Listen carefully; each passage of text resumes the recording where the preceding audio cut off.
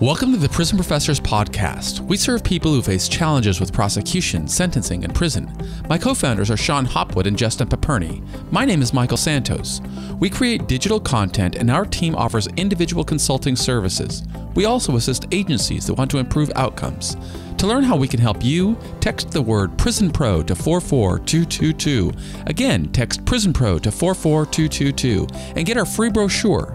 You can also visit us at prisonprofessors.com or contact Justin at 818-424-2220. Please subscribe to our podcast on iTunes. Send confirmation that you reviewed our podcast and we'll send you a free digital book. Stay tuned for a 20 to 30-minute episode of Prison Professors. Welcome to Prison Professors. My name is Michael Santos, and we strive to provide as much content as we possibly can to both inspire and educate people who are either going into the criminal justice system or people who are in prison right now. And besides profiling formerly incarcerated people who emerged successfully, we're also looking for guidance from employers and people who create value out in society that may be in a position to hire formerly incarcerated people. And today we have the privilege of listening and learning from Vince Bizzone, whom I met through LinkedIn, which is a popular career building platform out here in society. And he commented on an episode I did with Titan Gilroy, and I just reached out and said, would you consider sharing your inspiring story with our audience? He graciously agreed to do so. So let me introduce you to Vince Bizzone. We'll both be learning from him about what steps people in prison can be taking to position themselves for success. Welcome, Vince. Why don't you tell our audience a little bit about your background? Well, thank you, Michael, very much for inviting me and giving me an opportunity to at least share an idea or two. My background has basically been in management and management consulting over the years. And, excuse me, the last maybe 20 years began to specialize in job shops, which is how I got interested in what Titan Gilroy was posting on LinkedIn.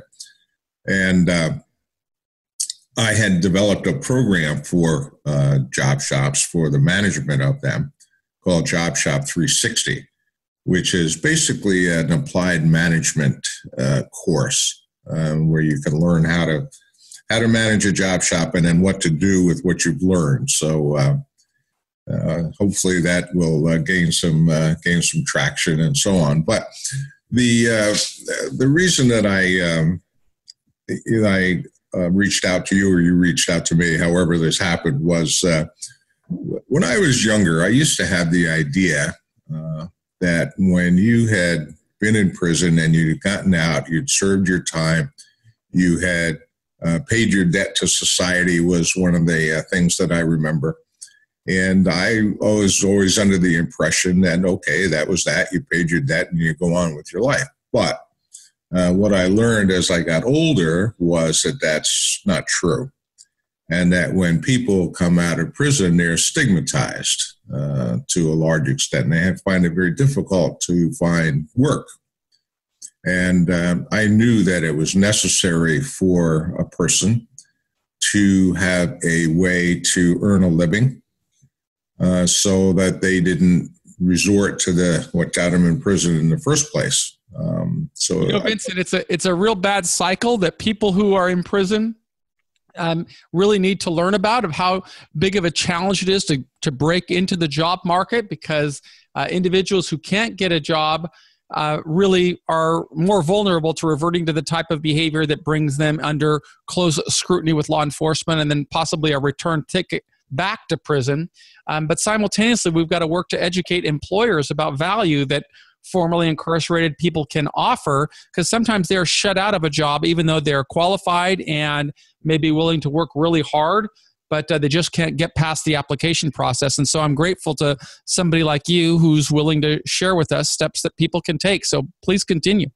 Okay, so that was that was kind of my thinking, was that if we couldn't find a way to train people to do something when they got out, that they would come back again. So, you know more about how that works than I do, but it just seemed common sense to me. So that was why I was attracted to Titan Gilroy's work in terms of training machinists. And I'd spent a lot of time in job shops, so I understood that. But it seemed to me, and you can tell me, Michael, if I'm on the right track with this or not, but it seemed to me that a lot of the job training that went on in prisons had to do with getting a job in the corporate world. So it had to do with writing a resume, preparing for an interview, how to dress, what to expect, all that kind of stuff. Is that accurate? I would say that there is certainly a need for resume building and a need for social skill development and soft skills development for people in prison. Unfortunately, Vincent, the reality is that the longer we expose somebody to corrections, the more that person learns how to live in prisons, but the skill set that it takes to learn in prison is really just about the opposite of what it takes to become successful in society. So they do need those skills, but they also need to learn what Titan is teaching, and that is some hands-on training so that they can develop vocational careers or any type of career that can provide a meaningful, livable wage so that they can come back into society and become successful citizens. So yeah, people like Titan are extremely valuable, but people like you are as well, because that is your profession, is matching employees with employers, I think. And the more we can hear and learn from people like you, Vincent, the luckier those of us who are from the incarcerated population are. So please okay. Go on. So anyway, my thinking was that instead of trying to prepare people for jobs in the corporate world, which is probably not going to happen to any great extent, it might be a lot better to work with individuals to teach them how to build and sustain a business of their own. And when I say a business of their own, I'm thinking more of like a one-man shop. And so it could be something that as simple as car detailing or window washing or some kind of a job that they could, they could basically do on their own. Another part of that thinking was that if you did this in a small group or in a group setting, that the individuals, the students in this program would be encouraged to find an idea that they really had some passion about or knew something about or liked or would like to do, and to help them then develop a way to do that in a commercial way once they got outside and back into the main society. And so it seemed to me that would be one avenue for getting people prepared to be productive citizens. The other thing I thought would probably work would be sales training.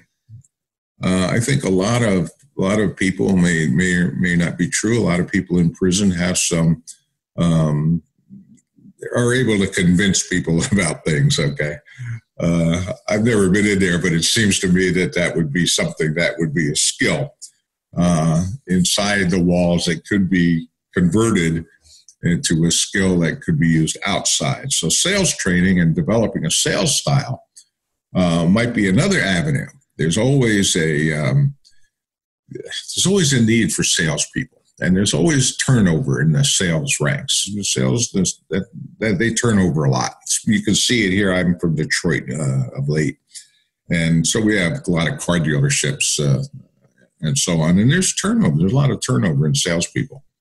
Why wouldn't that not be a viable occupation for somebody coming out of prison who's learned how to develop a sales style? And maybe, and I'm really stretching it here, you mentioned about educating employers.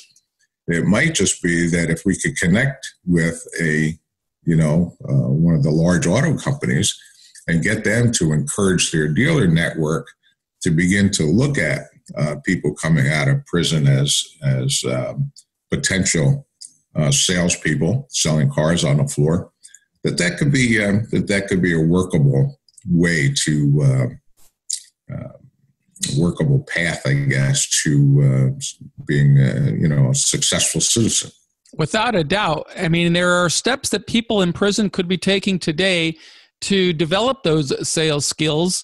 And I know I have some ideas on that, but perhaps you can give us some ideas on what an individual who is locked in prison but may have access to a library, may have access to libraries that are outside of prison through the interlibrary lending system. What strategies might you offer to those individuals so that they could begin positioning themselves for a career in sales? Well, I guess you could. There are a lot of books written on it, and motivation and strategies and ways to close, and you could educate yourself by reading.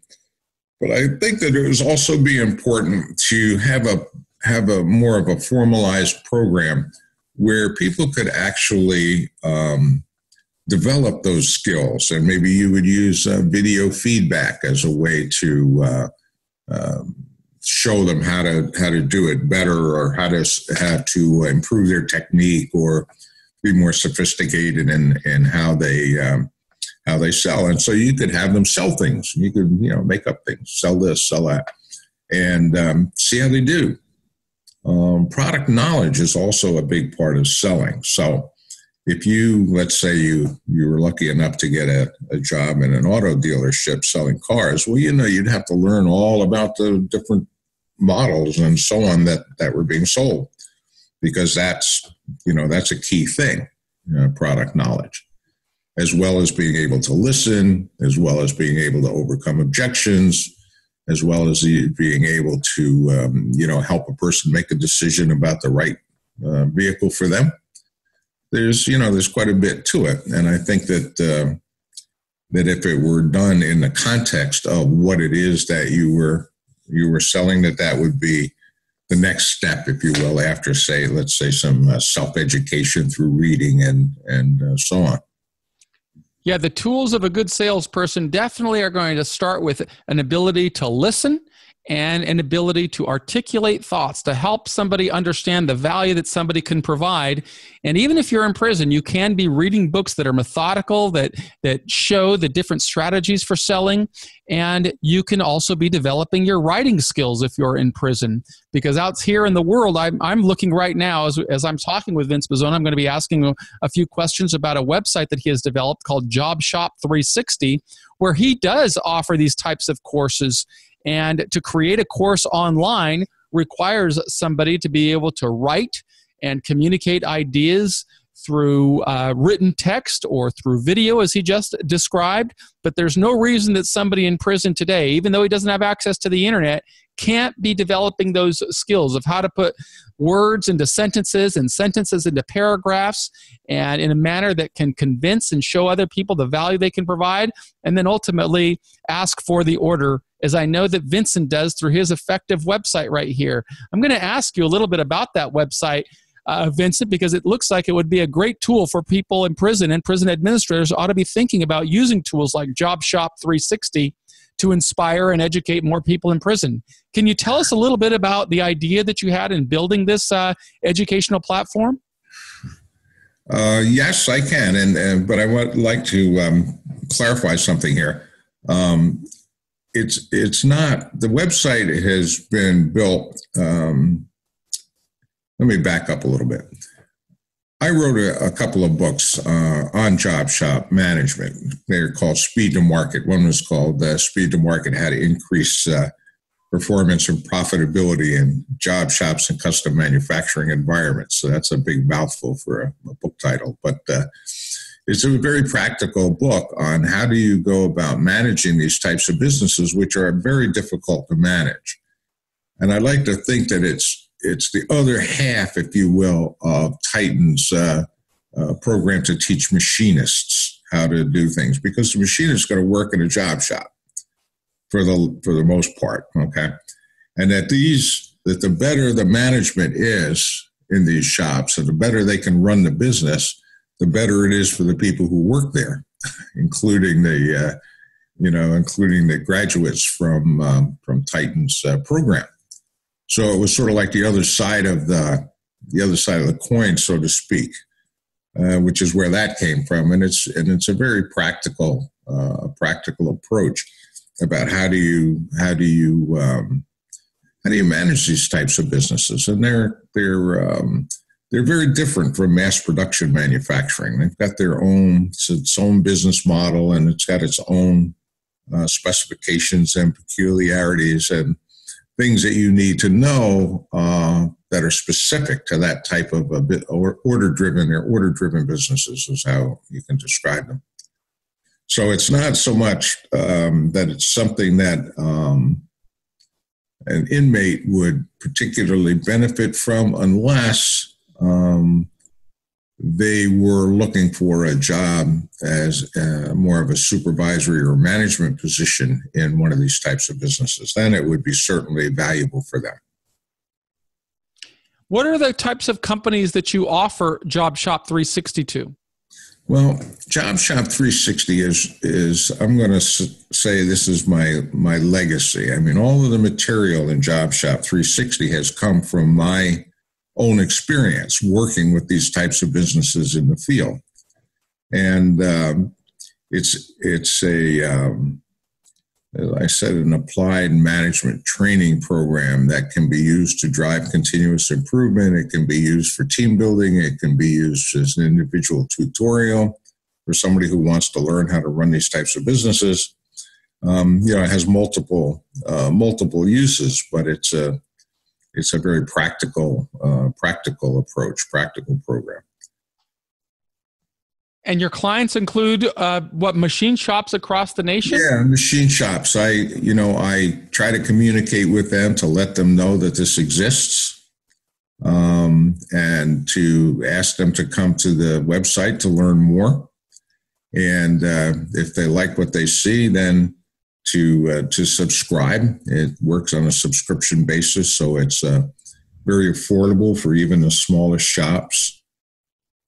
And have you considered bringing your program into American jails and prisons so that people who really have a lot of time on their hand could be learning these same skills that you teach to business owners out here in the broader marketplace? Of course, you could do that, but the practicality of somebody who, let's say, learns what you can learn through Job Shop 360.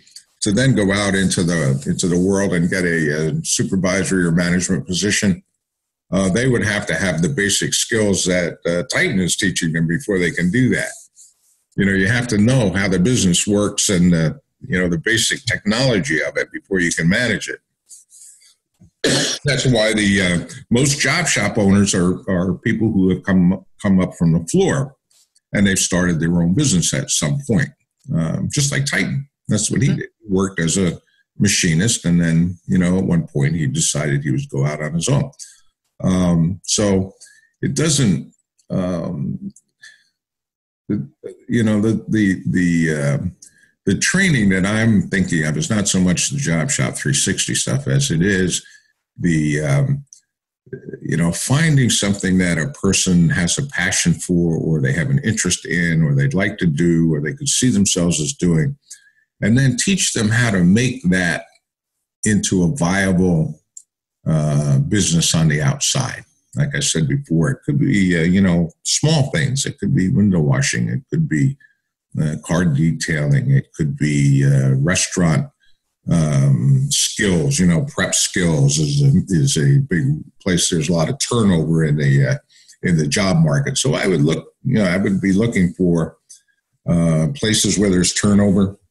And I would be looking for helping people to determine what it is that they think they could do or would like to do on the outside. That's viable. It's not pie in the sky, but it's a practical approach that I think would give them hope. I think hope is a big factor. I think if somebody sees that they could get out and they have a way to move forward, they see a path, that's a very encouraging thing versus getting put out and then having no focus or no direction or no ability to move forward. You're going out looking for a job. Well, Fortunately, the economy is picking up, so it'd be a little bit less difficult to find employment. But still, you have that stigma that you have to overcome. And I just don't think it's fair. I guess that's part of what motivated me to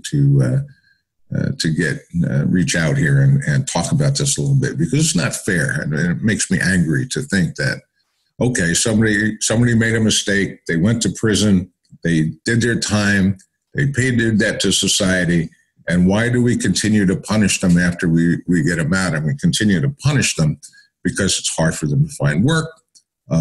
They get stigmatized. They're not trusted. And from what? Making a mistake when you're a younger person? Well, I can tell you I was one of those younger people that made I would call it a bad decision. I don't even know that I could even say it was a mistake. I knew that I was breaking the law, and I did it anyway. So I would call that a bad decision in my case. I don't know about all the other people who are listening to our podcast. But one thing I could say is I would have been looking at a book like the one that you wrote called Speed to Market, because that's a business book. And even though I may not be able to have the skills that Titan Gilroy teaches people how to do, because I don't have access to a machine shop, there's no doubt that I could have learned from a book like this, and I learned from many books like this, and they helped me throughout the journey by just understanding functional organizational charts, by helping me understand how business owners think, by helping me learn how to communicate business concepts. That's what made all of the difference for me when I walked out of prison after 26 years. Wow. And be able to function in society. And that's why I would really encourage people, look for books like Vincent Bazzone's, who's teaching business people how to advance their career, or trades people how to advance their career, and see what you can pick out of it just by learning about organizational charts, or how to bring products to market, or how important it is to develop speed and understand labor costs, and all of these different concepts. It just makes you more valuable to employers when you get out there, regardless of what career you pursue. So, go ahead, Vincent. Yeah, absolutely. Yeah. Yeah, I just, that's why I asked Vincent to come onto the program. In fact, when we were communicating from LinkedIn, he actually said, I don't know if I have enough content to provide for a podcast, but I think you are the exact type of information that you are providing I will use to expand upon for people to understand where should they be getting information. If you're reading books in prison, instead of reading romance novels or Westerns, pick up a business book. Learn how business people think, and then learn how you can communicate in that language, and that is going to open more opportunities for you. Would you say that your communication skills what level, I should ask you, Vincent, what level of communication skills does that have on becoming a good salesperson and prospects for advancing your career, even in a vocational organization like a machine shop? Absolutely. If you're working in a machine shop, let's say you go through Titan's program and you get a job in a machine shop, and you've either been exposed to Job Shop 360 or you read one of the Speed to Market books, you're going to have a good understanding about how that business works. Okay.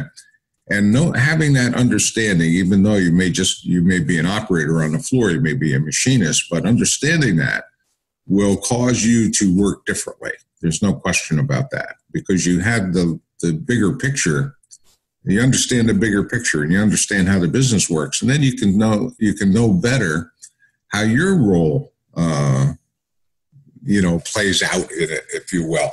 Okay, why it's important to do quality work, to do that, and not to have rework. Rework is a very expensive form of waste in these types of organizations. So if you understand that, then maybe you pay better attention to the specifications and the prints and everything that you're using to make parts.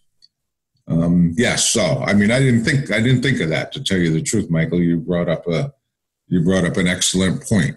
about. Well, I'll tell you something, that regardless of where somebody is, if they're in jail or if they are in prison, we can always learn from business people, and we can learn from people like Vincent Bozzone, who teaches business people. And if you have access to any type of book, even if it's a GED book, my advice to you, master concepts like English and math. You may think that you can get your GED, but that's not enough to really move the needle in the workforce. You've got to really understand how to do complicated mathematical computations, because that will differentiate you from everybody else on a trade floor. If you can learn how to string words and sentences and paragraphs together, that's going to advance your career as a salesperson, or even just training, or any area that can bring value to an employer. The more you use your time wisely in jail or prison, the more you position yourself to overcome the hurdles that really derail life for so many other people who come out of prison.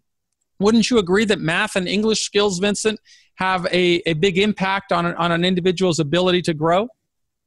Oh, yeah, absolutely. And I think that if you, again, thinking about programming CNC machines, that's the place where, some mathematics comes into play. Writing reports or incident reports or whatever it is in the workplace, if you can write clearly and directly, that's a wonderful skill to have. Not too many people have that skill, by the way, but a lot of times you read stuff and it's like a lot of words before you finally figure out what they're trying to say. So brevity is the key, I think, to clear writing. But yes, the more. But it brings up the question of motivation. Okay. Also, you spent a lot of time behind bars. I guess 27 some years, but you're a motivated person. Okay, and so you stand out. You have to tell me, is the level of motivation, I think, would be increased if people saw a hopeful path, if you will, when they did get out, that they have something that they